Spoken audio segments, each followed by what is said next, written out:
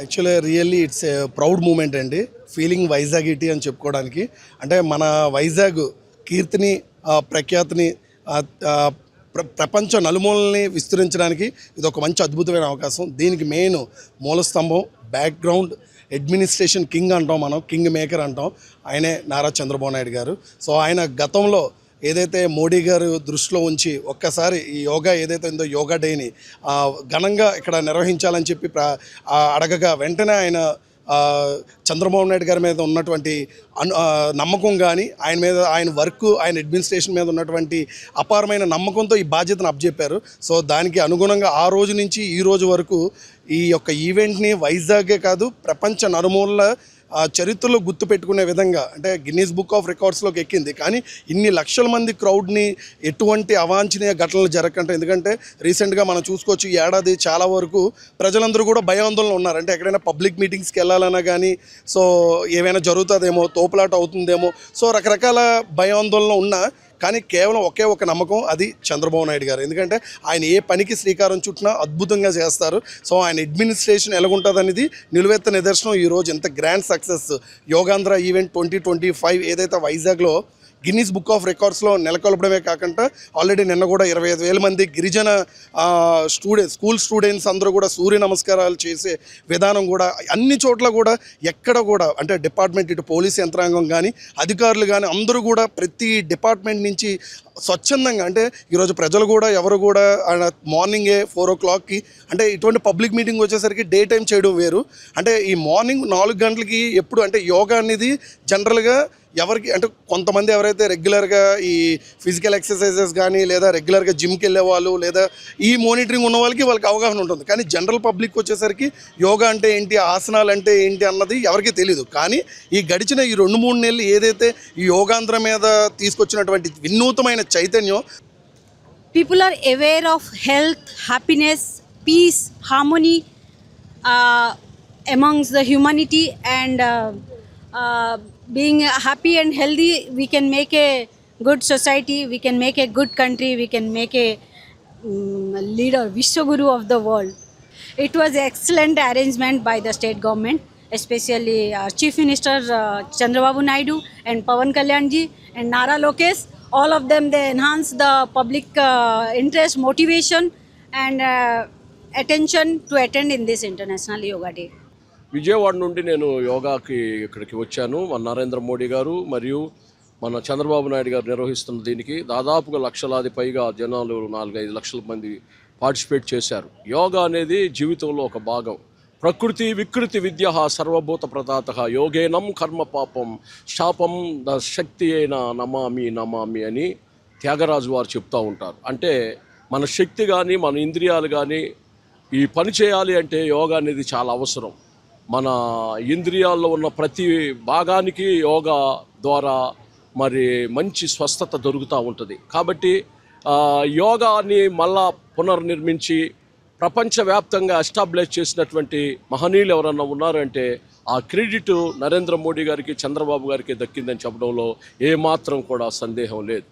ఎందుకంటే అది it is our great privilege. Yoga శాస్త్రాన్ని ఎలాగ చేస్తే ఏ విధంగా ఉంటే ప్రజలందరూ ఆరోగ్యంగా ఉంటారో ఆ విధంగా అమలుపరిచినందుకు ధన్యవాదాలండి. సర్వేంద్రియానం నయనం ప్రధానం ఎలాగో, అన్ని ధనములలోకెల్లా విద్యాధనమే మూలము ఎలాగో, అన్ని శాస్త్రాల్లోనూ యోగ శాస్త్రమే ఒక గొప్ప శాస్త్రము, ఇది సర్వరోగ నివారణస్సు అని అందరి చేత చెప్పేలాగా పతాంజలి యోగ శాస్త్రాన్ని అవలంబించారు. ఇది ప్రపంచ విఖ్యాతమైంది. ప్రపంచము నుంచి అందరి చేత గౌరవ మర్యాదలు కూడా పొందింది. ఫస్ట్ ప్లేస్లో నిలిచాము. ఇది ప్రతి కాలేజీకి, ప్రతి మనిషికి, చిన్నప్పటి నుంచి పెద్ద వరకు ప్రతి విద్యార్థులలోనూ పెద్ద చిన్న ముసలి అందరి వయసుల్లో వాళ్ళకు కూడా అన్ని విధాలా ఉపయోగపడుతుందని అనుకుంటున్నాను. ఈ యోగా దినాన్ని విశాఖపట్నంలో జరుపుకోవడం అతి పెద్దమైనటువంటి, చాలా పెద్ద చెప్పుకోవాల్సింది, గొప్పగా చెప్పుకోవాల్సినట్టుగా చేశారు. ఇది ఎక్కడా వినలేని ఈ యుగాంతంలో కూడా ఎక్కడా ఇటువంటి అరేంజ్మెంట్ చేసి ఇంత విభృతంగా చేయడానికి కారకులైన వాళ్ళ అందరి కార్యకర్తలకి, చంద్రబాబు నాయుడు గారికి, ఆంధ్రప్రదేశ్ ప్రభుత్వానికి నా హృదయపూర్వక శుభాకాంక్షలు తెలియజేస్తున్నాను. అభినందన తెలియజేస్తున్నాను. ఇందులో నన్ను ఒక భాగంగా చేసి నన్ను పార్టిసిపేట్ చేయడానికి తీసుకొచ్చారు అంటే అది ఎంతో గర్వకారణంగా ఉంది. ఆంధ్రప్రదేశ్ ప్రజలందరికీ ఎంతో గర్వకారణం ఇది. ఈ ఆర్కే బీచ్లో ఇక్కడ ఈ యోగా చేయడం అనేటువంటిది ఒక యుగాలకి చిరస్థాయిగా నిలిచిపోయేలాగా అరేంజ్మెంట్లు అవి చేసి ఏర్పాట్లు అవి చేసి అందరికీ అన్ని రకాల ఎటువంటి అవాంఛనీయ సంఘటనలు జరగకుండా చేయడం అనేది చాలా గొప్ప విశేషమైనటువంటి వార్త.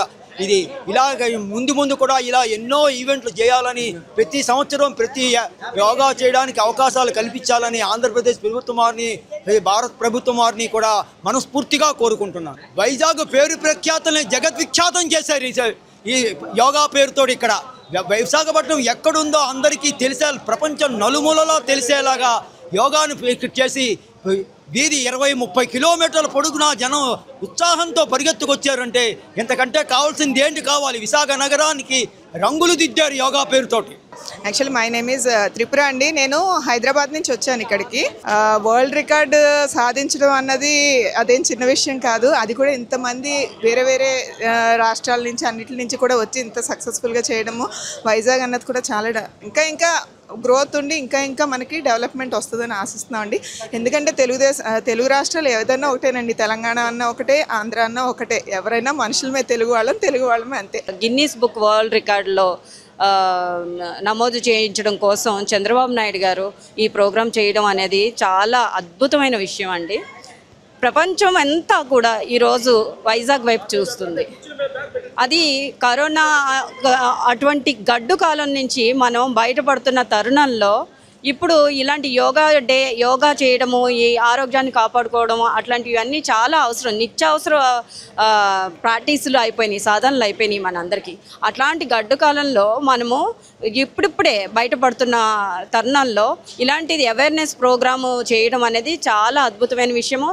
ముందుగా ఇలాంటి ఈవెంట్ చెయ్యాలి అని చెప్పి ముందుకొచ్చినటువంటి మన చంద్రబాబు నాయుడు గారు, ఏపీ చీఫ్ మినిస్టర్ అయినటువంటి చంద్రబాబు నాయుడు గారికి, వారికి సపోర్ట్ చేసినటువంటి, ఎంతగానో సపోర్ట్ చేసిన కేంద్ర ప్రభుత్వానికి, నరేంద్ర మోదీ గారికి చాలా ధన్యవాదాలు తెలుపుతున్నాను. ఇప్పుడు ప్రపంచం మొత్తం వైజాగ్ ఒక పేరు మారుమోగిపోయింది.